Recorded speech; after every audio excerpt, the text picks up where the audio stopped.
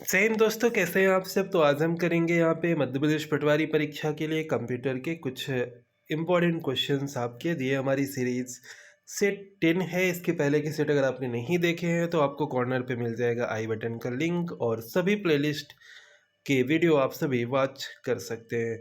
चलिए शुरुआत करते हैं पहले क्वेश्चन के साथ। और यहाँ पे फर्स्ट क्वेश्चन है हमारे आज का इस क्लास का कि कंप्यूटर का जो मुख्य सिस्टम बोर्ड होता है, कंप्यूटर के मुख्य सिस्टम बोर्ड को क्या कहते हैं। आपके इनमें से मदरबोर्ड कहा जाता है, प्रोसेसर कहा जाता है, माइक्रोचिप कहा जाता है, इनमें से कोई नहीं।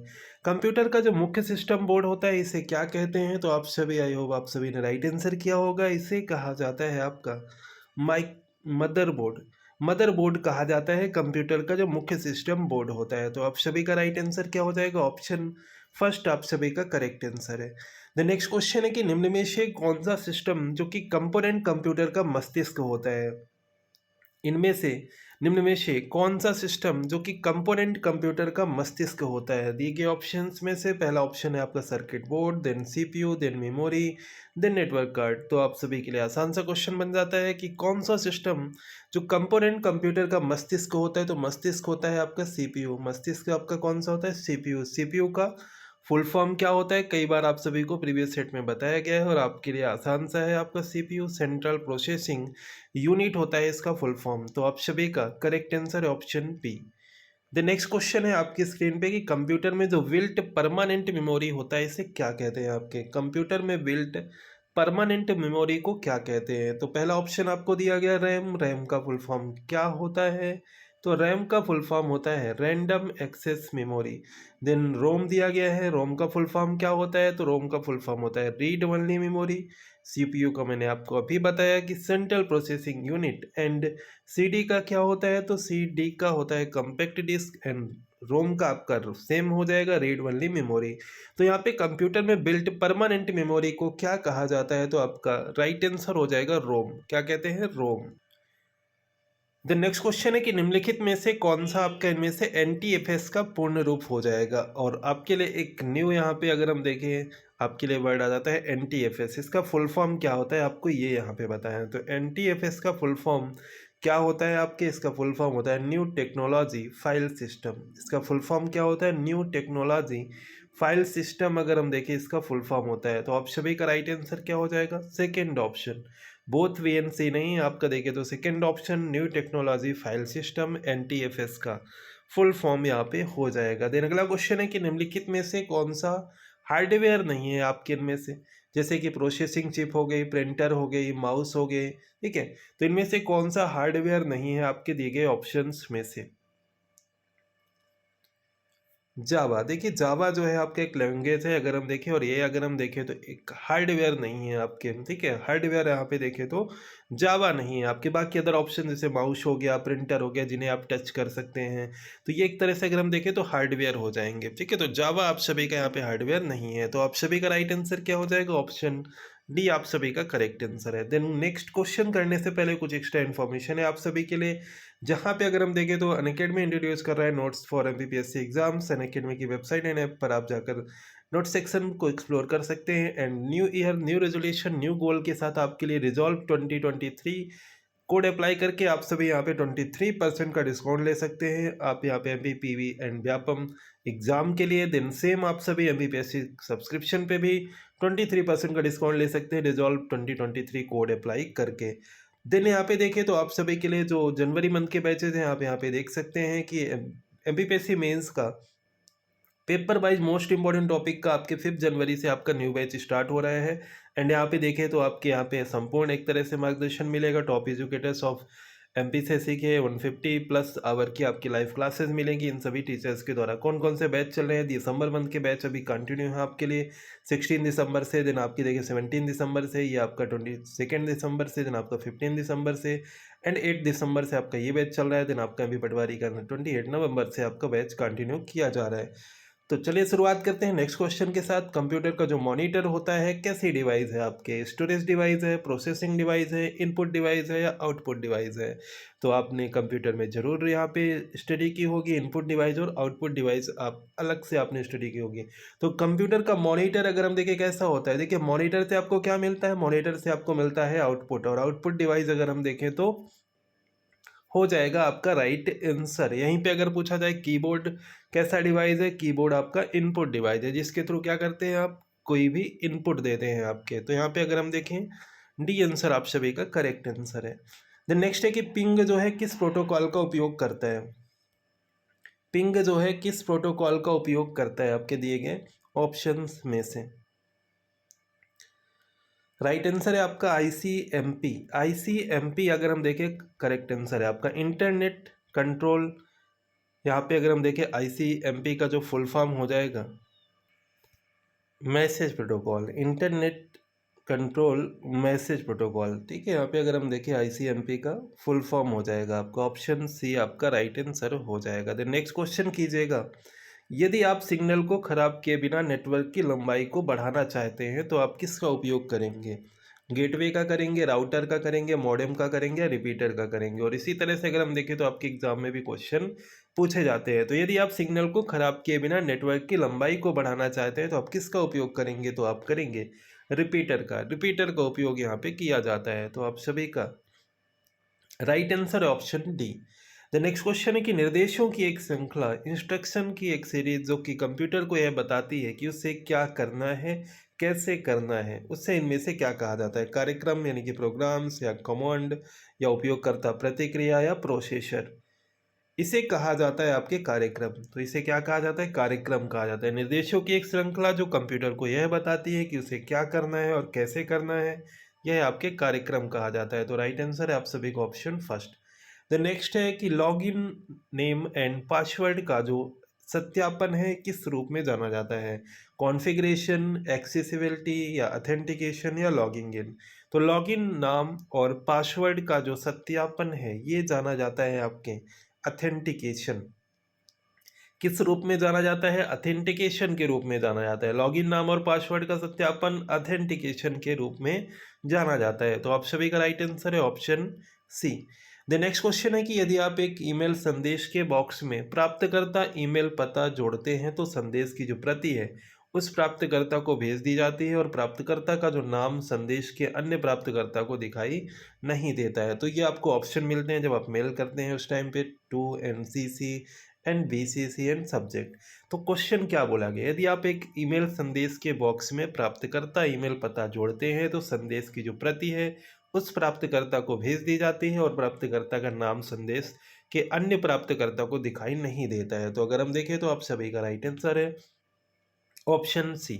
ऑप्शन सी में अगर आप कोई ऐसा यहाँ पे जो आपके ईमेल पता जोड़ते हैं जिसमें कि जिसके थ्रू आपके जो संदेश की प्रति है वो आपके भेज दी जाएगी, बट अगर हम देखें तो सामने वाले को प्राप्तकर्ता का नाम जो संदेश है वो दिखाई नहीं देता है। तो यहाँ पे अगर हम देखें सी आंसर आप सभी का करेक्ट आंसर है। अगला क्वेश्चन है कि पावर पॉइंट पर डाली गई जो छवि पिक्चर से आप इसे संपादित करते हैं तो क्या होता है? डाली गई जो स्रोत फाइल नहीं बदलती है। स्रोत फाइल जो डाली गई वह आपके डाली गई थी वह बदल जाती है। जब आप प्रेजेंटेशन को सेव करते हैं तो स्रोत फाइल बदल जाती है। तो देखिए यहाँ पे अगर हम देखें आप सभी का करेक्ट आंसर है ऑप्शन फर्स्ट। एंड आपने कितने क्वेश्चन के आंसर राइट किए हैं खुद से आप कमेंट करके जरूर बताएं। तो यहाँ पे देखिए तो फर्स्ट आंसर आप सभी का करेक्ट आंसर है।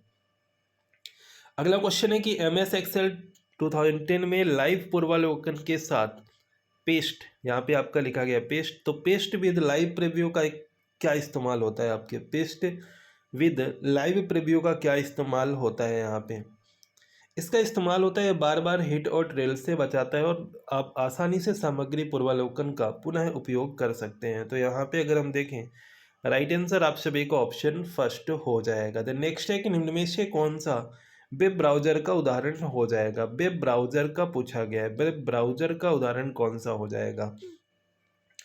दिए गए ऑप्शंस में से जैसे कि अगर गूगल दिया गया, यहीं पे अगर क्रोम दिया जाता तो ये भी एक वेब ब्राउज़र का उदाहरण हो जाता। ठीक है, जैसे कि एप्पल, सफारी। तो यहाँ पे मोजिला फायरफॉक्स जो दिया गया एक वेब ब्राउज़र का उदाहरण है आपके, मोजिला फायरफॉक्स। राइट आंसर क्या है आपका? ऑप्शन सी करेक्ट आंसर है। वेब ब्राउज़र के बारे में यहाँ पे पूछा गया था। देन अगला नेक्स्ट की एम एस वर्ड 2010 में रिबन की एक श्रृंखला होती है, ये आपके क्या कहलाती है? गेट्स, विंडोज, टैब्स या डोर्स? एम एस वर्ड 2010 में रिबन की जो एक श्रृंखला होती है ये आपके टैब्स कहलाती है। तो यहाँ पे अगर हम देखें सी आंसर आप सभी का करेक्ट आंसर दिए गए ऑप्शंस में से। नेक्स्ट क्वेश्चन है कि एम एस वर्ड 2010 में सबसे नीचे की जो क्षैतिज पट्टी होती है यहाँ पे जिसमें पृष्ठ संख्या लिखे पेज लिखे रहते हैं, शब्दों की गणना लिखी जाती है, ये कैसे विकल्प होते हैं?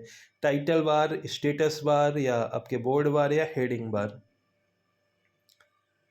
कैसे विकल्प होते हैं? तो आप सभी का यहाँ पे राइट आंसर हो जाएगा ऑप्शन बी। दिए गए ऑप्शंस में से ऑप्शन बी आप सभी का करेक्ट आंसर है। जिन फाइल और फोल्डर को आप हटाना चाहते हैं उसके लिए अस्थायी भंडारण कौन सा फोल्डर प्रदान करता है? कोई भी आप फाइल या फोल्डर जो कि अपने आप फ़ोन से या कंप्यूटर से आप डिलीट कर देते हैं तो वो एक तरह से अस्थायी भंडारण कौन सा फोल्डर प्रदान करता है? तो वो रिसाइकल बिन में अगर हम देखें तो जाके आपके सेव हो जाता है। रिसाइकल बिन जो कि एक तरह से अगर हम देखें तो इसके लिए अस्थायी भंडारण है जो कि आपके प्रदान करता है। तो यहाँ पे अगर हम देखें सी आंसर आप सभी का करेक्ट आंसर हो जाएगा।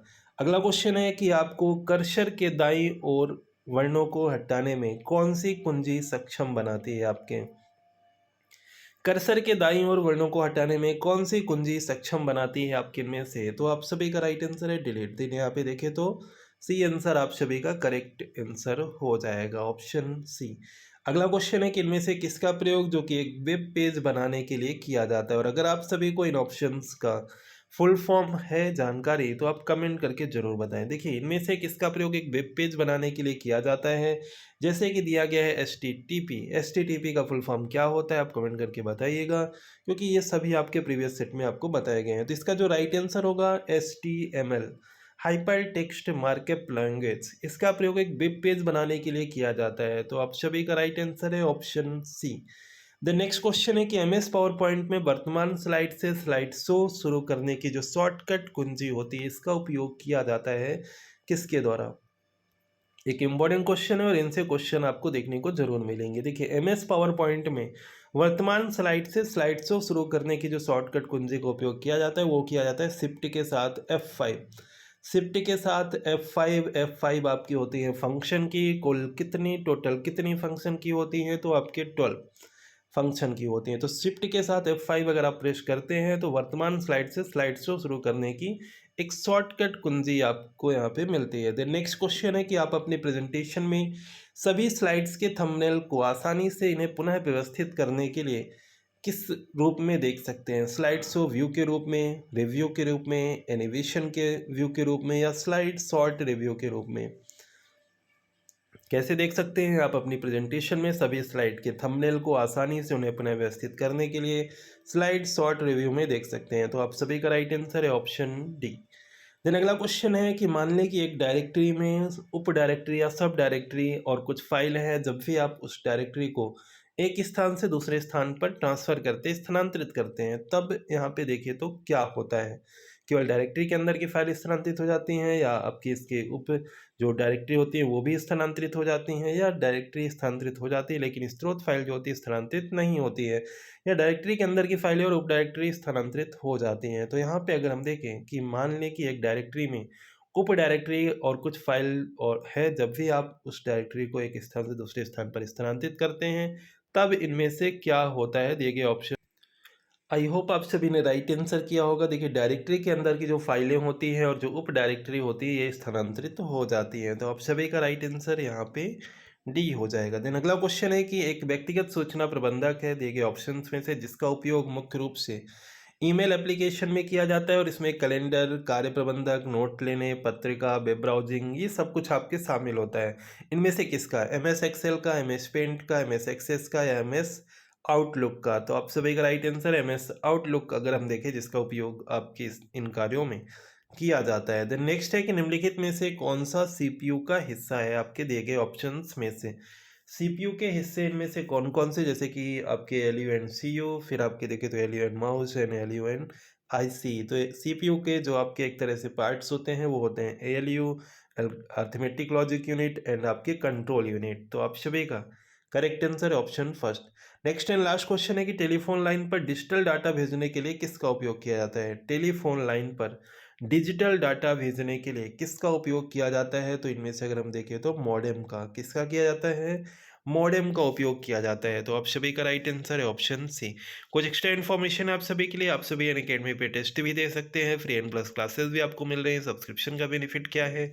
अनलिमिटेड एक्सेस ऑल एजुकेटर्स की क्लासेस आप सभी देख पाएंगे, लाइव क्लासेस मिलता है, देन आपके आइकॉनिक सब्सक्रिप्शन मिल रहा है, टेस्ट सीरीज मिल रही है, प्रैक्टिस क्वेश्चन मिल रहे हैं। तो ये सब कुछ आपको मिल रहा है। कोड क्या यूज़ करना है? एमपी एग्जाम्स 10 या रिजॉल्व 2023, एनी कोड आप सभी यूज करके आप सभी ज्वाइन कर सकते हैं। एंड यहाँ पे अगर आपने अभी तक यूट्यूब चैनल को सब्सक्राइब नहीं किया है तो कर लीजिएगा, क्योंकि इस सभी सब्जेक्ट की सीरीज आपको इसी तरह से मिल रही हैं। मिलते हैं नेक्स्ट पार्ट के साथ। Thank you.